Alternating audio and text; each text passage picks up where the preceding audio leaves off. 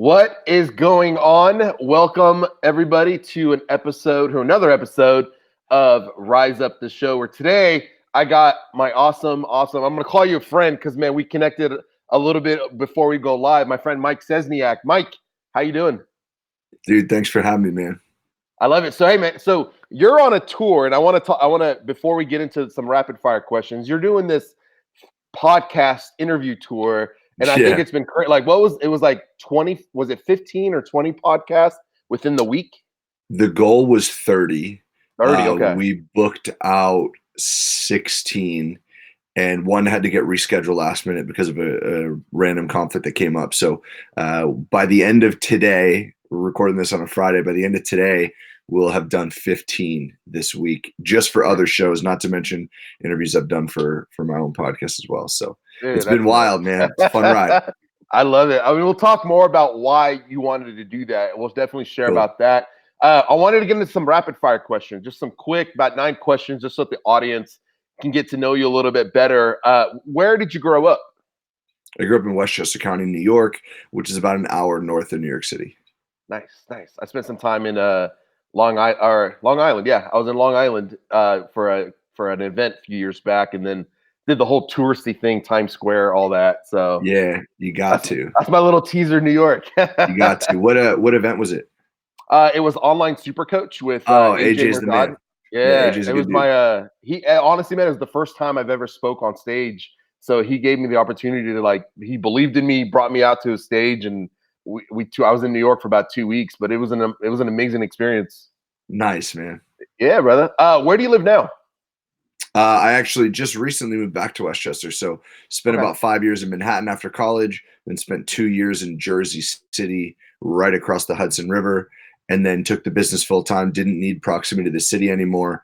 Family was still back here. Girlfriend was back here. Dog was back here. All that fun stuff. A lot of my friends from high school. So decided to come back to the home neck of the woods, I guess. I love it. Hey, what's one of your favorite quotes? What's the right quote? I don't want to butcher it right now. Being realistic is the most commonly traveled path to mediocrity. I think it was Will Smith, but he may have stolen that from someone else. I feel like they all at some point hear it somewhere and then claim it. Yeah. What's one of your superpowers? Man, I feel like it's interesting. People that knew me back in college wouldn't quite see this because I was like that stone cold, absolutely monotonous facial expressions and tonality, just intense. And that's very much a piece of me still. I had to work to kind of work out of that a little bit, but I just love people. And I think that genuine curiosity about people gives me a really interesting skill set to kind of blend those two worlds between empathy and intensity, to ask really good questions and really serve at a great level for my clients. That's awesome, man. What is one of your favorite books?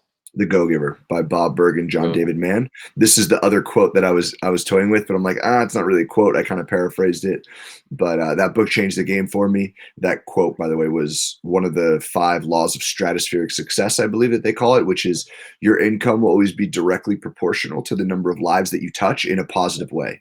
Yep. And I'm kind of paraphrasing that a little bit, but I got to interview Bob on my podcast a couple weeks ago, and it was just such a freaking treat, man, because I relentlessly and aggressively recommend this book more than any other book I've ever read, more than the OG personal development books, which are still awesome. This one's better in my opinion. So shout out to Bob Burg and John David Mann. Yeah, man. I read The Go-Giver Sells More, which was a great book. I mean, that definitely changed my philosophy on sales and helped me understand not so much coming at sales from all the weird tactics, but just giving a shit about this person sitting across from you and servicing them. Definitely a game changer. So yes, I recommend that book. such a good. The entire series is great. I've read that book as well. There's the Go-Giver Leader. They just came out with another one that's purple. So the whole series is awesome. I can't wait to dive into some of the newer stuff. Yeah. What's one thing you're challenged with right now?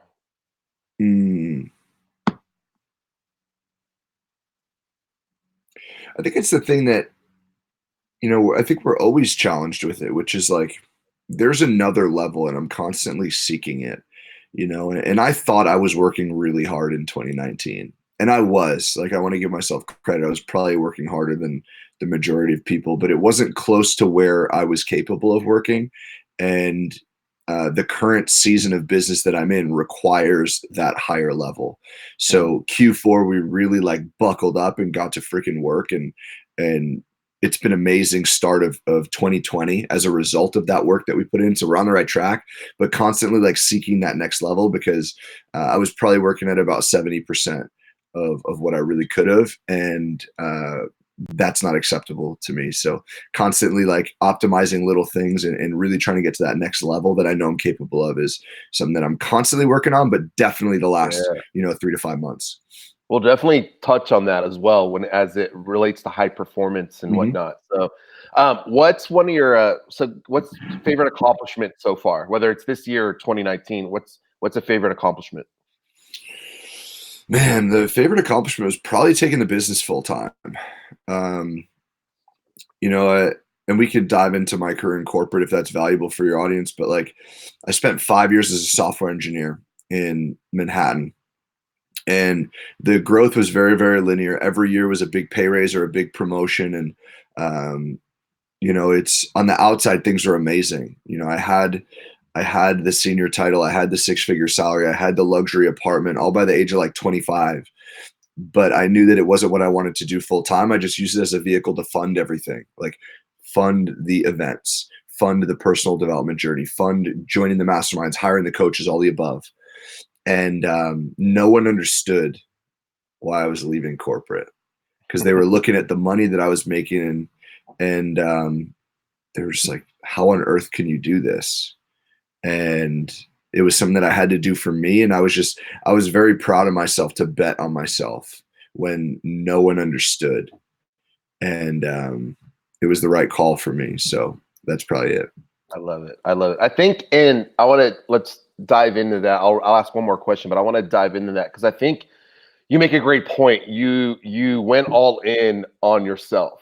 And that's one thing, and I know it's one thing I struggled with at one point, was going all in on myself, thinking I needed validation from other people or other things, or always searching for that next mastermind coach, business coach, when in reality, I just needed to go all in on me. How did you overcome that? Like, at what point did you realize, like, I don't need all this other stuff, I just need to go in on Mike? I feel like I've learned new levels of it over and over and over and over and over again, and I believe that being selfish is one of the most powerful skills that we can develop, and I'm not good at it. And that's been something I've really had to work through the last like 4 or 5 years, as I've developed a little bit more self-awareness and started to understand a little bit more about how I operated, and where I was maybe not up to par and needed to really grow in and stuff like that. And I think a lot of those little steps led to this. But I think it's a lesson that you're constantly learning over and over again. Because I've also been that person that was like, this coach didn't work, I need to get another coach, without realizing like, dude, we know the answers. Like I've already invested countless dollars, countless thousands and tens of thousands of dollars in myself, my business, and all this knowledge. I just haven't executed on a lot of it. So I need to just go in on me. I love the way that you put that. And that was, we have different versions of this realization throughout life. And it's just the culmination of all of it. I love it. Well, and part of that is, you mentioned like there's 70, I went 70% on the business or 70% effort level, right? There's this next level that you're like, man, like I know I'm not playing at a level I want to play at. And I know there's this other level. Like, what's the 70%? What does that next level look like? Yeah, for me, it was just adding a whole new level of intention and maximizing my calendar a bit more. So there were times where I easily could have gotten more out of a day. And for me, like I needed to be doing that. Like I don't have a 100-person company that's doing 50 million a year. Like right now, it's me and a couple of consultants, and I'm really proud for where we're at right now. But I need to I need to be showing up a lot more powerfully based on my own standards for myself if I want to get to that next level, because I have really big hopes and dreams for the company and really big goals. So for me, that's what it looked like. It was like I needed to just get that clarity and that level of intention a little bit higher and start to maximize the calendar a bit more, so that at the end of the day, like, I felt good every day. Like, I knew that I showed up. Okay. And that was kind of what it looks like.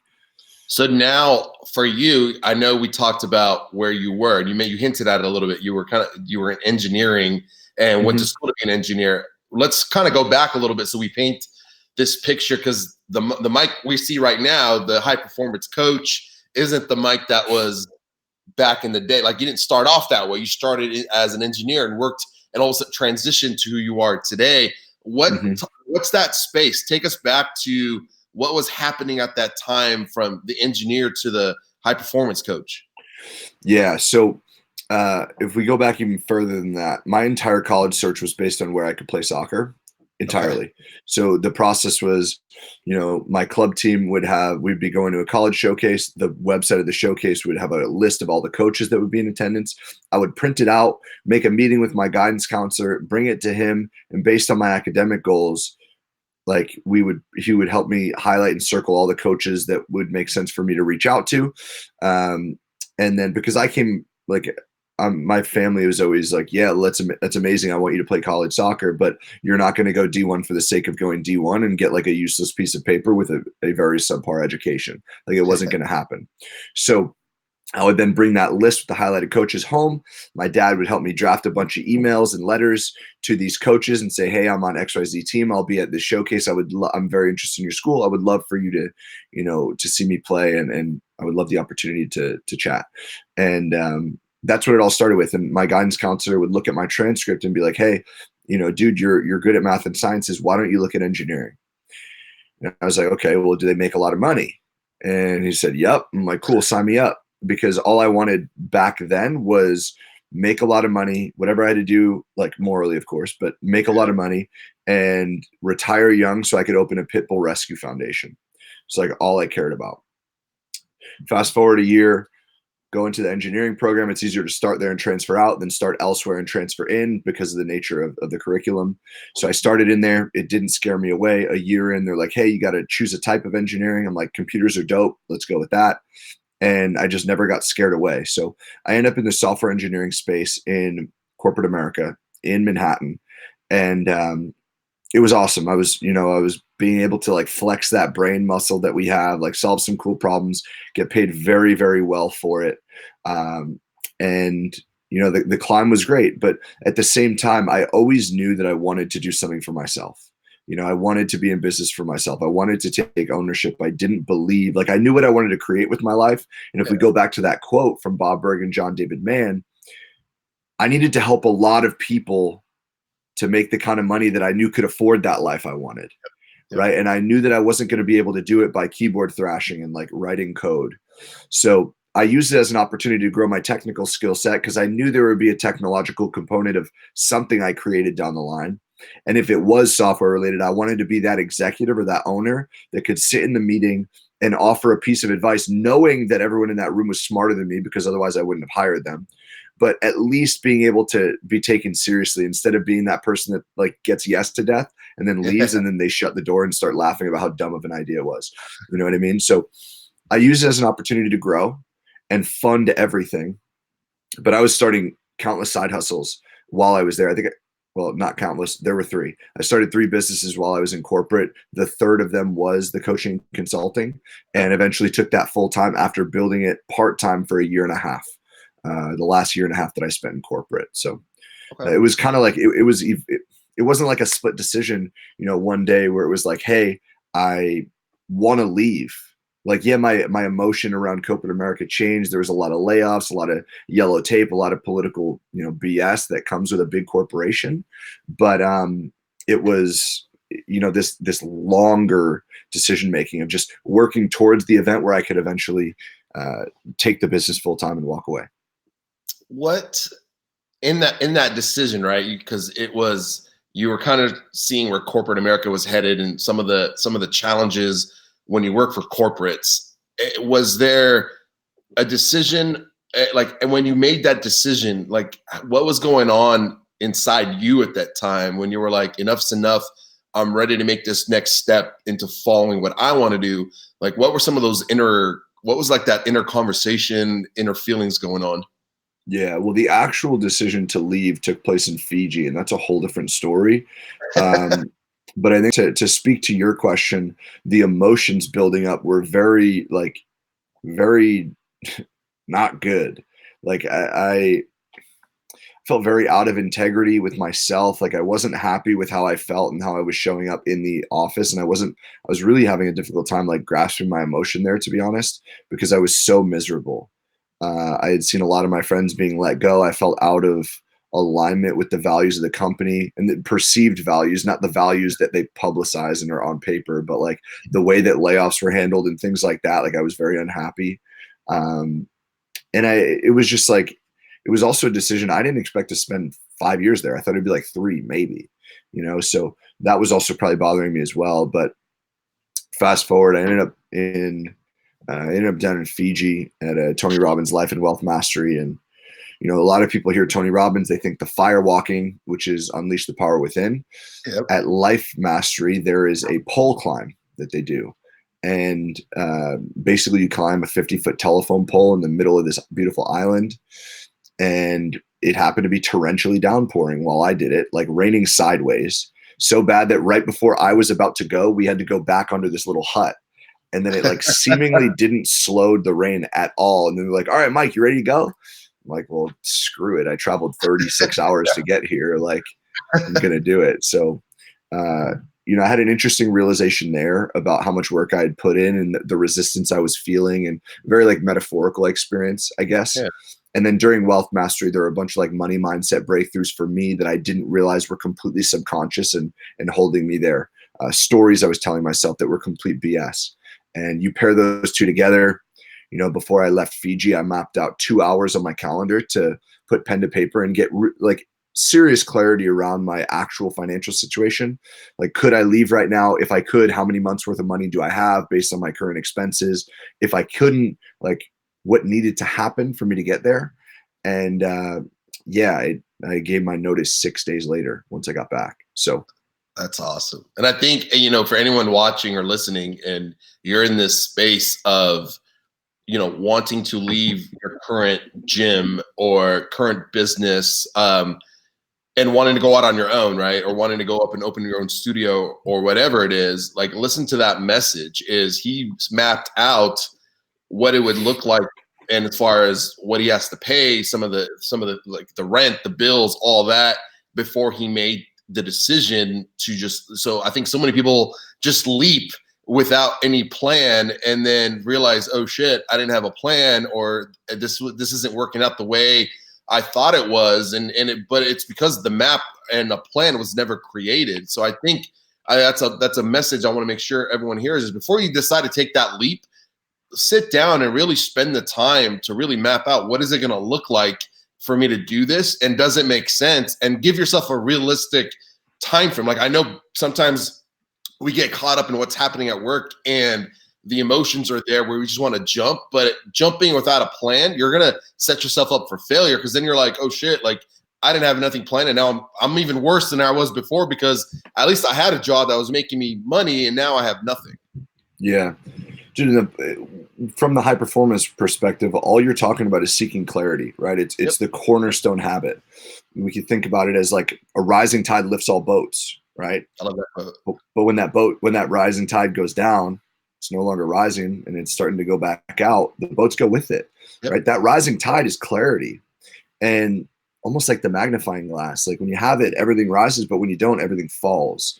And it's not inherently difficult. High performers just do it more consistently and more frequently. That's it. So it's just asking those questions, whatever you need to apply it to. Like, that was my situation. And those are the questions I needed to be asking. If you're in a similar situation, maybe they're valuable, but it's just asking questions and asking different questions and asking better questions. Because if we want better answers, we have to start asking better questions. Of course, 100%. And you've mentioned Tony Robbins a couple times, and has he played a role in who you are today as the high performance coach consultant. Because you've mentioned you've been to three so far. I don't know if you've been to all of those events, but I did Unleash the Power Within, and that was an amazing event. Like, I loved the whole event. But what influence has he played on your life? It's been huge. I mean, I went to UPW as a bucket list thing. It was speaking is a big vehicle for me in my business, and I wanted to experience what Tony was like, because he's like the greatest of all time. You know what I mean? Like, no one else is packing stadiums like that consistently. And it's just wild what he's been able to create. And so I wanted to experience what he was like from a speaking perspective. And like, there was like a BOGO. So I was like, okay, well, I'll be able to sell the other ticket. Like, my whole network loves this stuff. And then we'll each be able to go like executive level ticket for like $800 for the whole event or whatever it was. And then from there, I made the biggest investment I've ever made in my life, which was my first 5-figure investment, which eventually led me down, which is scary as shit, by the way.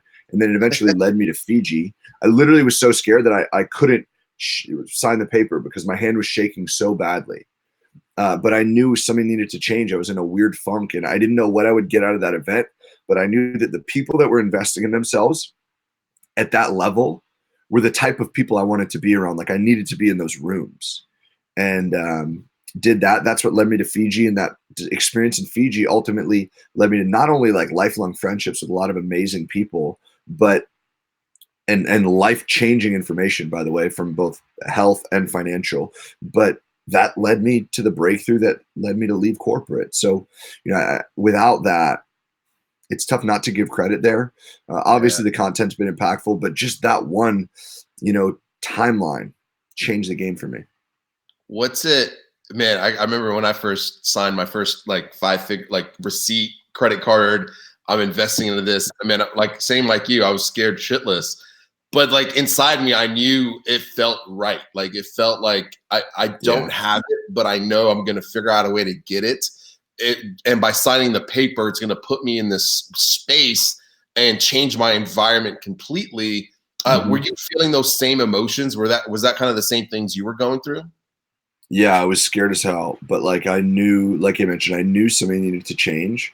So literally the day before, and it was a game time decision to do it. The day before, I paid off an entire credit card, so I had enough space to put the entire, this was, I think, 10 grand, put the entire 10 grand on that card.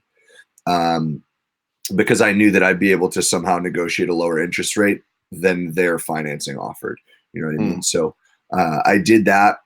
Monday morning, I stormed my way into my bank and negotiated a lower interest rate to make it somewhat affordable so I could rationalize it. And yeah, I kind of went for it. And, I think a huge misconception, I'm going to rant about this for a second, but like, a huge misconception, I think, is everyone says you need money to make money, which is, yeah, it's true in some contexts, but like, it's not entirely true. We need access to money to make money.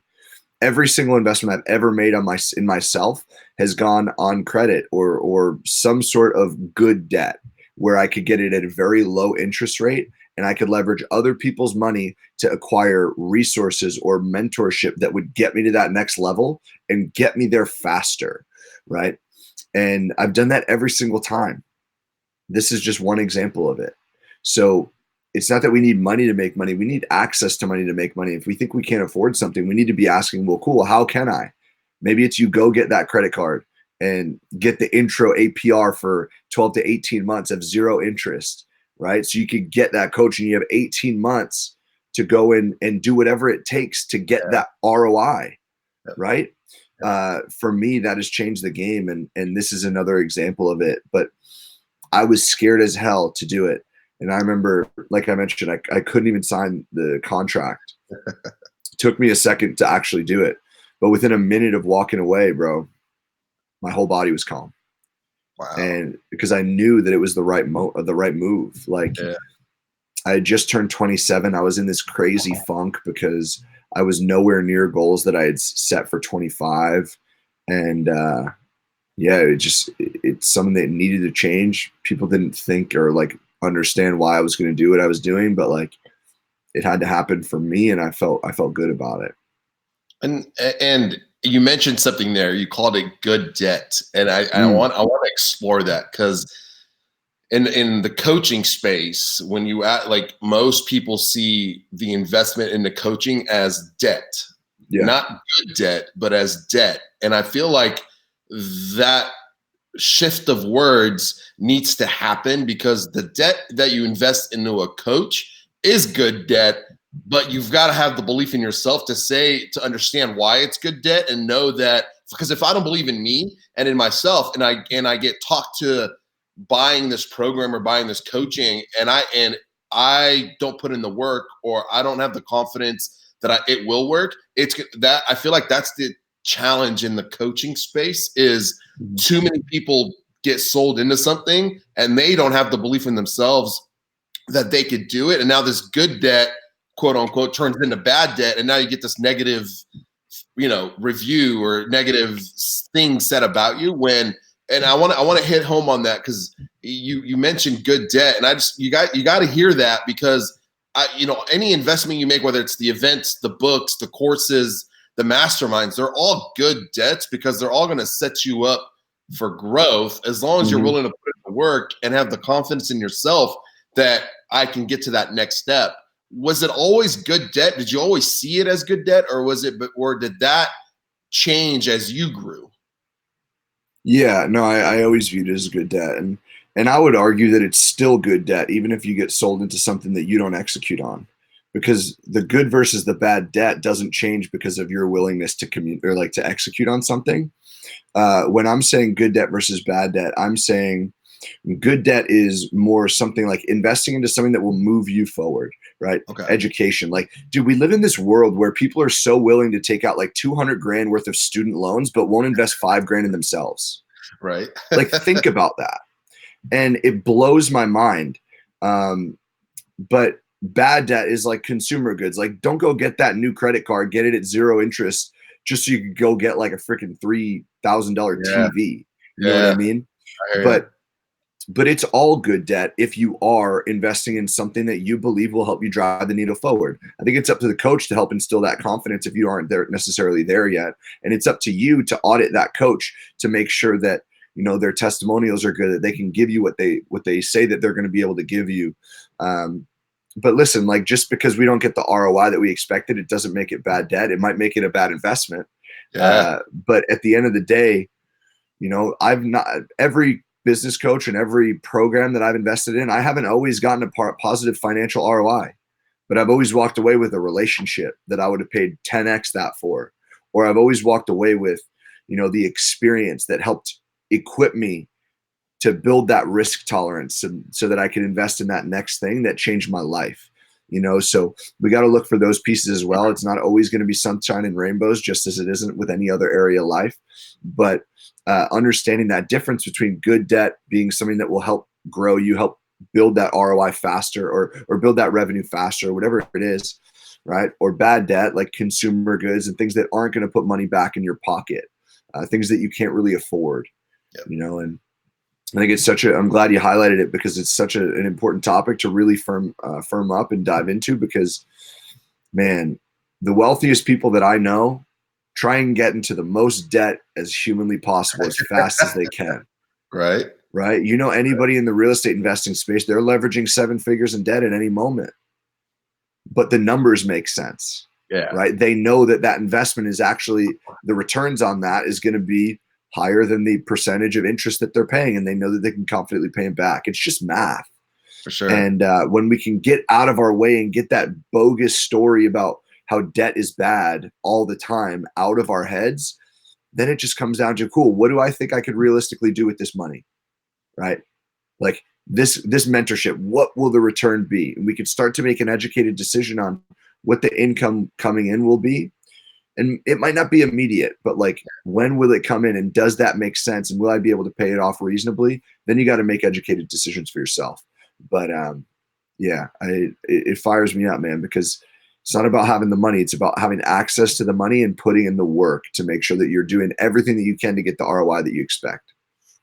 What and it's funny you mentioned the 200,000 in student debt, and I feel like it's the norm based off of society's rules that says you need to go to school, you need to get married, you need to get a good job.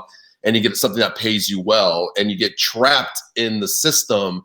And I know for me, like being an immigrant from another country, that was the expectation from my parents, because they knew no different. They brought us here to give us the American dream, not really knowing what the American dream was, but really going the safe route of go to school, get a degree, get a good job, get married, And now I feel like, you look at society now, and you've got these two worlds colliding that says, yes, go to school, or no, you really don't need to go to school because the education system is broken.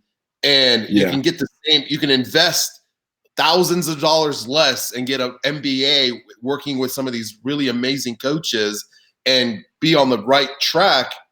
But I think to tie that to the investment is the relationship and the story you have with money. And what for you, like, what was it always a positive relationship with money, or is that something you've had to work on? And then part two to that is the people you coach that come to you with this negative relationship with money. How do you help them overcome that or work through that? Yeah. So for me, I thought it was always positive.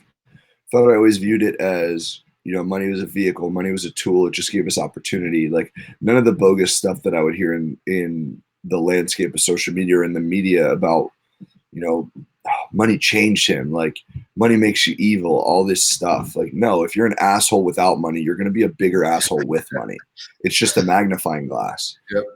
So I felt I had a very positive relationship with it. However, there was subconsciously a story that was keeping me in that job in corporate, which was I wanted nothing more. Like I mentioned, it was getting a fairly toxic environment by the end of my stay in corporate America. Both just for me personally and for the company was going through some stuff. And, I felt that I had to make $100,000 in my business before I could rationalize walking away from a 6-figure senior engineering salary. It just had to happen. Now, when we really unpack that, all I wanted was to leave corporate, but the only thing in the way was this money target. Yeah. So intrinsically, money becomes everything in that moment. And that's not a positive relationship with it. So there was some subconscious stuff that I really had to uncover, and that was very much buried. I didn't even believe it to be true. But, that's why you go to these events where you can get immersed in these environments and learn these practices where, you're going through these exercises and all of a sudden you uncover something. They help like clear out those muddied waters, or they help you untangle the weeds. And that was that moment for me down in Fiji in one of those exercises. But it was really, really important. For me, when I'm working with clients, it's the same with money as it is with anything else. I just ask genuine questions, and in those environments, it's my job to help untangle those weeds, and it's my job to help clear out those muddied waters. And that's just by powerful questions, and questioning truth and all these sorts of things, through the curriculum that we have with CHPC, Certified High Performance Coaching, and some of those things. So that's really it. It's not much more complicated than that. It's just genuine curiosity and helping people uncover their own emotional truths and life transformations. Can you share like one or two questions you might ask someone? Well, yeah, one of them, the simplest place to start is that true? That was the question that I was neglecting, right? Like I have to make $100,000 in this business before I can afford to leave. Well, is that true? No, it wasn't. I actually had 8 months, I think about 8 months worth of money based on my current living expenses. So I had an 8-month runway to get the business to a very profitable point. So it wasn't true. That was stories that were being pushed on me by everyone else's beliefs about how can you afford to walk away from this engineering salary? It wasn't my story. Like that wasn't my truth. And for me, it was literally as simple as that. And then once I uncovered that it wasn't true, then I could ask those questions like, cool, well, now what is my situation now? What's the actual truth? What are my expenses, right? What is my, like, how many months does that lead to because of how much money is in my bank account right now? How much capital do I have access to? What interest rate am I paying on it? The stuff that's 0%, when does it become out of that? When am I going to get hosed on interest rate? Right? All those sorts of questions that got me actual clarity around my situation, that then I could go and make an educated decision based on what was true, right? Based on the actual numbers instead of these perceived realities that were actually creating my actual reality, but they weren't true. So, you know, we always take that one question that's really going to be confronting, but then we could start to go down this rabbit hole. And sometimes you reword a couple of those questions and it gives you that 3-degree shift that gives you this whole different perspective, you know? So that's where I started. What's and now that you are doing coaching and high performance, define high performance though. Like, what is your definition of high performance? Yeah, I love that question, and thank you for that, because high performance for me, and I know you have a lot of your audience is from the fitness industry, so like most people thought I was in the fitness industry too, because they're like high performance, and you know they see my training for my powerlifting competitions, and they're like, oh, he's a fitness coach. Like, nope. So I appreciate the question. It was a branding nightmare, but for me, when I say high performance, here's how I define it: succeeding beyond standard norms consistently over the long term, while maintaining positive well-being and positive relationships. So we all know that person who is maybe at the pinnacle of their financial success, at least through our eyes, but behind closed doors, maybe their health is deteriorating, or maybe their marriage is falling apart. High performance is creating this well-oiled machine such that we can achieve the success that we want, but we don't do it at the expense of either of those two things, right? We're firing on all cylinders and creating the reality as we want it, as opposed to, you know, being in the passenger seat and just letting it go on like autopilot and see wherever the hell life takes us. You know, that's what high performance is.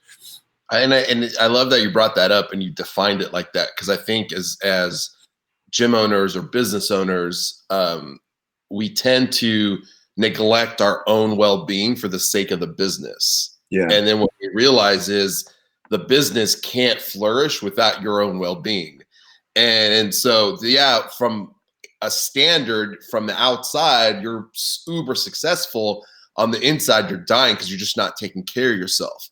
And or your relationships or the marriages, there's a divorce or something's happening, but that nobody sees. And I feel like it's a topic that's not talked about enough, is this whole wellness mindset for the entrepreneur. I think we talk about it so much for the general public that we tend to not, unless you're working with a coach like yourself or part of a mastermind, I feel like it's a topic that's not talked about, but I feel it needs to be talked about more, because we're seeing more and more suicides take place in the entrepreneur space because of the depression and the identity to the business and things like that. What's your take on all that?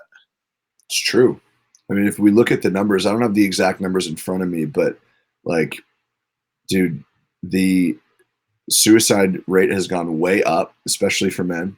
And the average age of the person who has suicidal tendencies has been cut in half in the last like decade or two.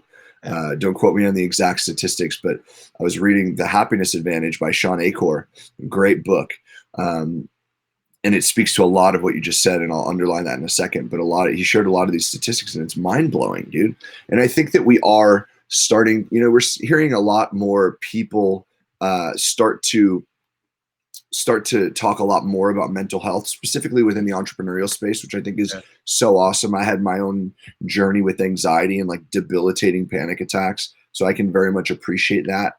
So hopefully that's moving us in the right direction. But yeah, I think a lot of us kind of have it backwards still, and it's not our fault. It's what we're being told by society, that the happiness will, you know, come after the success, right? The success has to precede the happiness, which is actually the opposite. It's kind of like back in the day when we thought that everything revolved around the earth, except we revolve around the sun, right? And that's the same thing. It's like we think that the world revolves around, it's that same type of revolution rather. All of a sudden, we need to work on the happiness first. Like we need to build our business around our life and not vice versa, if that makes sense. And a lot of that study, a lot of that research, and a lot of the work being done in that positive psychology space are really proving this. So it's such an important topic. It's a great book. I know there are countless books in that space that are really powerful. I just finished that at the beginning of this year. And Sean did a great job in that book. So I would highly recommend it, but it's important stuff to really look into and start to make little tweaks in our lives where, we can start to prioritize that happiness first, not just for ourselves, but for our employees. If we have a team, like our clients, our family members, our significant others, all the above.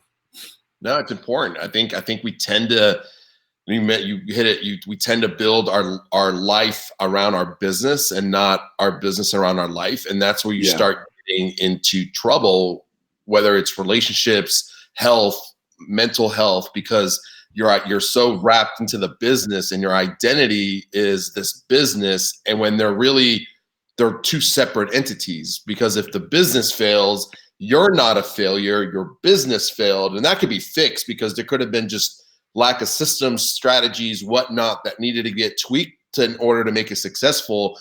But I find so many people tie themselves to the business so that when the business fails, it creates this identity that I am a failure, and that spirals down to depression and whatnot. Yeah.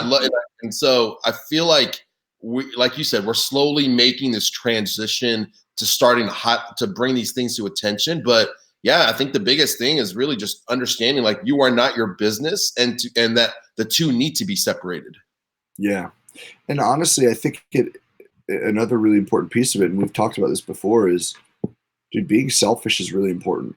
Yeah. It has this negative connotation, but the fact of the matter is we cannot serve from an empty plate.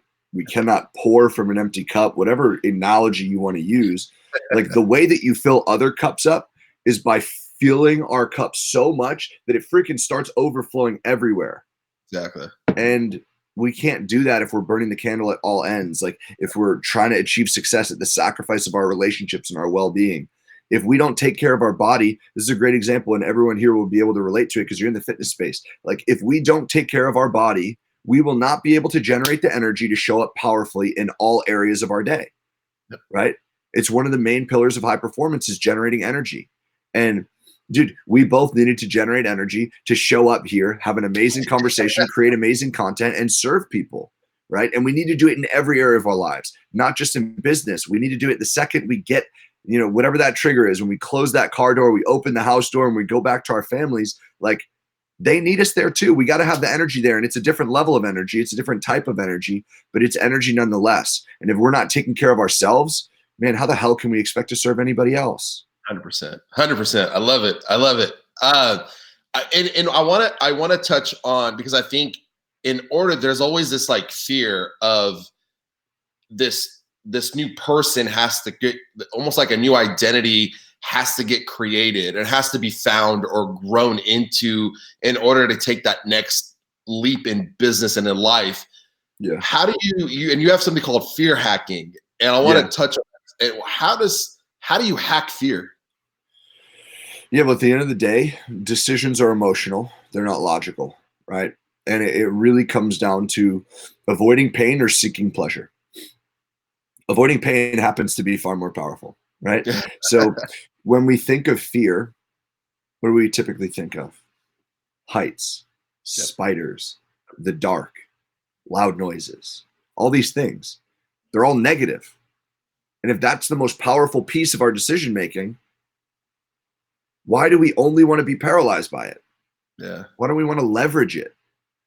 So I've been doing a bunch of practices for myself before I had any idea why it worked or anything like that. And frankly, it started as I needed to get pieces of my life back. I was not happy with where I was at, and we get into ruts and whatever. I mentioned the panic attacks. Those set me on like 2 to 3 day like funks, like horrible. And there were many different areas of our lives where like you just go into a funk and you need to build it back. And that's where I started to leverage this practice. And then I realized like, holy crap, that worked really, really well. Let me start to pivot into business. And I would do what I would call blitzes. And all of a sudden in 12 weeks, we had done I had done like 300 plus Instagram posts, 36 Facebook lives, 12 blog posts. Like it was gnarly, the production that was going around. And it was all because of this practice. So I realized, dang, this is versatile. Like it applies to life stuff and it applies to business stuff. It applies to everything because our lives, our reality is sculpted by the decisions that we make. So if we can make different decisions, because frankly, like, we know what we need to be doing most of the time. For sure. Yeah. We're just not doing it. So if we can hack that decision-making process by leveraging fear instead of getting paralyzed by it, maybe we could do it. So really, it's just a practice of really understanding how decision-making works, starting to leverage that emotion, like manufacture those situations that will drive those decisions, and just work towards what we want to create faster. So fear in your eyes could be relative. I mean, fear is could be a positive experience, right? Yeah. So we have this negative thought, emotion of fear, but in reality, fear could be also positive, because on the other side of that fear, going in the right direction is a more positive outcome. Yeah, exactly. And it comes back to clarity. Like, we build these blitzes around what actually matters, not what people tell us we're supposed to be doing. What we believe will generate what we want, right? Mm-hmm. And it's like goal setting, bro. Like, we set these goals, we have these targets, and I'm very like, I'm an engineer, man. I need to be pragmatic. So I'm like, what do I need to be doing on a daily and a weekly basis to get to that goal? And then we adapt, we assess where we're at, and we pivot those numbers a little bit or mold them a little bit, but we need to know what we're doing. When we know what we're doing will lead to what we want, or at least we can be very confident that it might, then we can start to work around it.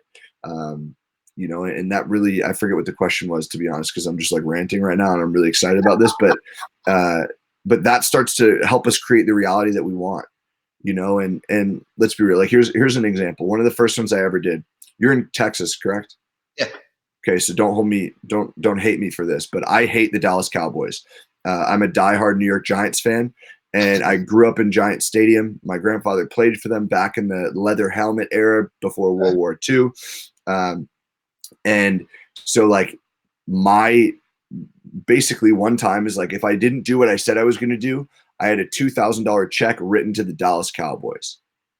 And I don't want to do that. Like, hell no, I ain't giving them that money. So all of a sudden, losing that money became the driving factor, because I was more afraid of that than I wanted to sit on the couch and watch Netflix. Does that make sense? Yeah, it does. Yeah.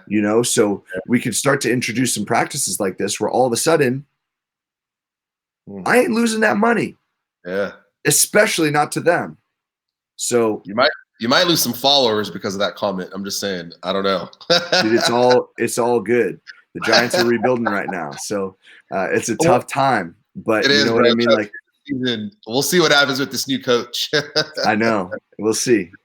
Well, tell us more about. I know we've kind of hinted around your consulting, coaching, high performance. Yeah. I want to really spend some time on that. Like, tell us more about what the consulting and the high performance. What do you do now? Like, what do you do now? Yeah, so I work with a lot of business owners, entrepreneurs, sales professionals, agency owners, people who their production is very tightly coupled to the revenue that they can generate, the impact that they can have, all the above. So when we can get hyper focused on what drives that needle, and then we can boost productivity and performance around those things without the burnout, without the anxiety, the stress, the overwhelm, the fatigue, all these things that we think come with scale, we could achieve those faster without all of them. So that's what we do. One-on-one, group, all those typical, like, normal types of scenarios and environments. But in the high performance world, we really work around 5 key pillars: clarity, energy, courage, productivity, and influence. And we talked about a lot of those today. But those are the main areas that we work into, and then we dive into some subcategories and things like that. But that's kind of the work that we do. And at the end of the day, it's all, I believe in servant leadership. I believe in building for-purpose businesses. My good friend Cole Hatter runs that event Thrive in Vegas, making money matter. Yep. I'm all about that. That's why I'm part of that community. It's why I love what Cole and Sonia are doing and their whole team. And, that's really the mission. So I work with a lot of people where all of a sudden, when we make that money, the impact scales as well. For sure. You know what I mean? And we could do it in a way that feels good. So that's really it. I love it. I want to, it's funny you mentioned Thrive, because I went to Thrive probably like 2 years ago, and it was my first, I knew about it, but it was my first introduction to, like, an entrepreneur. It was my first event, non-fitness. And man, like, just hearing his story and their relationship with Claire and donating money to her. And it really made me understand, look at Rise different and really look at it from a different perspective. Because at some point, the event and the coaching, all that's going to get to a level where now it's like, well, what is it? What do you do with all that money? Like at some point, once you're there, it's like the next step is to give it all away or start giving some of it away. And so, you know, I've sort of moving forward, we've partnered with, I don't know if you know Colby K. He's a good friend of mine and he's got a nonprofit that helps with mental illness, teen suicide prevention. So we've partnered with him. So part of the proceeds of Rise will start going to his nonprofit, because it's just like, it speaks to me. And that's the thing I learned from Cole and Thrive and Sonia, is like, find something that speaks to you that you can align with, because it just gives it much more meaning to what you're doing, because now the money you're making is now allowing you to help support other things and other people and change the world, really. Yeah, dude, it's so true. And when it does speak to you, all of a sudden the energy that you're able to generate goes through the roof. Like that's a whole different driving force. Yeah. You know, like we always hear, if your why doesn't make you cry, it's not strong enough, and all these sorts of things. And it's important. But dude, when you partner with someone like that, that drives it so much further. It does. And, you know, I want to touch on something that you mentioned really quickly, because I think that a lot of people agree with that. It's like, oh, well, I'll give back when I get to a certain point. And I don't think people realize the low barrier to entry to actually convert a business to for purpose, or to actually give back right now. And there are so many really cool ways to do that. Probably don't have time to do it on this call, but I interviewed Cole on my show, and I asked him that specific question to really map it out and give a blueprint, but really just look at anything that they're doing. But there are ways that you could do it that's not a whole lot of cost out of pocket. There are ways that you could do it right now that arguably wouldn't even cost you anything. So by simply like shifting a pricing model or something like that. So I highly encourage people to do it, because you don't need to wait until you're making 7 figures, because then all of a sudden you can give back. Like, no, your problems are going to scale with it. So it's going to be just as difficult to do it at that level. So, I love it. Yeah. We'll have to reach out to Cole and get Cole on here and have him talk about all that. Yeah. He's the man. Where can someone get a hold of you, find out more about the coaching, consulting? Where do you hang out? Yeah, so the best place for everybody is the Results Engine podcast. I know that we're streaming into Facebook right now. I think you repurposed this on podcast platforms, correct? Yep. Yeah, so if you're listening to the podcast, wherever you're listening to this right now, type in the Results Engine podcast. A lot of the more like nitty gritty tactical stuff, we're starting out some solo episodes coming in February, which I'm really excited about, but a lot of really good interviews, and gives you a good taste of what we're doing in that space. But would love to see people over there. If you like what we're talking about here, you'll love that. But other than that, I hang out basically Facebook, Instagram. It's all just at Mike Szczesniak. I answer all my messages and all that sort of stuff. So if anyone has questions, don't hesitate to reach out. You're not overstepping. I'm happy to chop it up and connect. I love it. I'll make sure all that gets linked up. And so, final question, my friend, as you're doing this podcast tour, what was your rise up moment? And so here's what I mean by that is, was there a moment or moments that, because you took action on that moment and you went in a certain direction when you could have gone a different way and put you on a different trajectory, what was your rise up moment that led you to where you are today?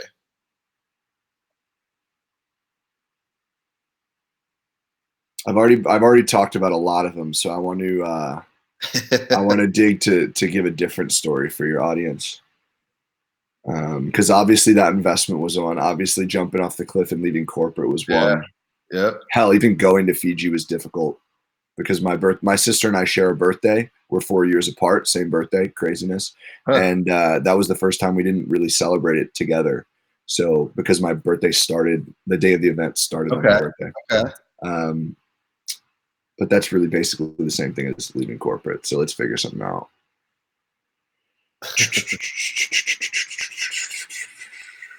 You know what? Here's an interesting one. Yeah. All the way back at the beginning of my corporate career, the first company that I ever started working for was an IT like consulting company. Basically, it was basically a headhunter paired with like training, and it was unpaid training with guaranteed placement in one of their big name clients. They valued their training at like mid 5 figures, and the salaries were way lower than we deserved. But I'm like, cool. Well, I chop that, that value of the training in half, add it to each one of these years of the 2-year contract, and I could rationalize the numbers. Plus, I'm getting in a huge name company, right? Well, I go through that training. 16 weeks turns into 6 months because of some stuff that company was going through. And then Hurricane Sandy hits, and it messes up everyone's budgeting. So when we were supposed to be coming out at like the perfect time to get hired as a consultant and go into these big, like financial institutions, a lot of the big investment banks in New York, everyone's budgeting got screwed up. And here's why it was a rise up moment. A lot of people started thinking like scarcity mindset. A lot of people in my class or group or whatever you want to call it coming out of that company. And they kind of started to devalue themselves. The only jobs that were being offered to us were, we were in a development role, so software development, and they wanted to give us like QA and like testing roles, which was a shorter training cycle. It was basically just not the path that we wanted to take. And the salespeople were like, oh no, but it's the trajectory, you'll get there too. The moment for me was towards the end of, after that, they had a 90-day window to place me, and they didn't because of the budgeting that got screwed up. The moment for me was turning down interviews that were outside of my path that I had worked so hard for, while everyone else was accepting them. The only people that actually got jobs in the tri-state area through my program took positions outside of our track, right? And I just always had this like very high belief of what I was worth. And that kind of pushed me forward. And then I ended up finding a job on my own. This company I spent 5 years at. I love the people to death. To this day, I'm still in talks with them. The job paid me almost double what the other company would have paid me. And I didn't need to move. Wow. So, it's just a good example. You bet on yourself. Again, you go all in on you, and you keep those standards to yourself. 100%. And it changes the game. I love it, man. I love it. Well, brother, thank you for coming on the show. It was awesome doing this interview, and we'll make sure everything gets linked up. Guys, if you have any questions, looking at getting over some of your own challenges or own setback, reach out to Mike. Obviously, you heard he's an amazing, amazing coach. So, Mike, enjoy your weekend. Thank you again for coming on, brother. Dude, thanks for having me. This is fun. Anytime. All right, guys. Hope you enjoyed this episode, and I will be back next week with a new interview. Take care and have a great weekend.